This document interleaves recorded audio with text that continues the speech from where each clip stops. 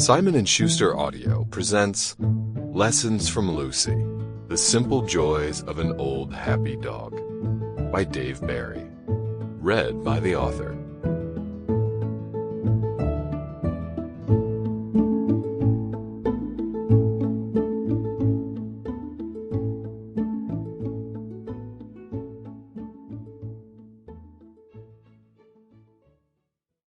Introduction. I've always been a dog person.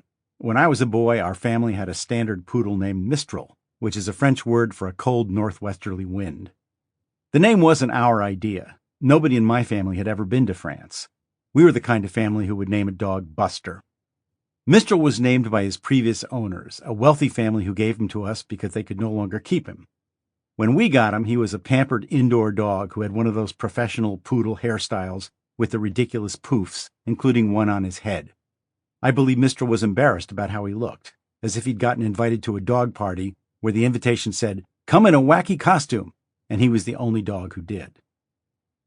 But after a short while in the Barry household, wrestling with us Barry kids and racing around in the woods and marshes behind our house, and never receiving any kind of even semi-professional grooming, Mistral was transformed from a foo-foo house dog into a red-blooded, slobbering, leg-humping, free-range American dog so shaggy and filthy that it would not have been surprising to see soybeans sprouting from his coat. I had a special bond with Mistral because I illegally fed him under the table at supper time. As a child, I was a very picky eater. The only foods I really liked were vanilla ice cream and ketchup, although usually not together. But we Barry children were not allowed to leave the table until we cleaned our plates. So I was in big trouble when my mother, an otherwise decent human being, decided to serve us Brussels sprouts, which, this has been shown in laboratory studies, are actually the severed heads of Martian fetuses. I could not eat them. I could barely look at them. The rest of the family would finish supper and go watch Gunsmoke on the RCA Victor TV with the massive wooden cabinet housing an 11-inch black and white no-definition screen. And I'd be stuck at the table, sitting in front of a plate of cold, green, slimy alien spheres, an abused child with nothing to look forward to except slow death by starvation. That changed when we got Mistral. At supper time, he would camp underneath the table in front of me and wolf down anything I slipped him.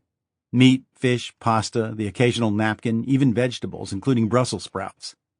In those days, there was a TV show called Lassie, wherein every week a boy named Timmy, who was, with all due respect, an idiot, would get stuck in a well or fall into some quicksand or get into some other dire predicament.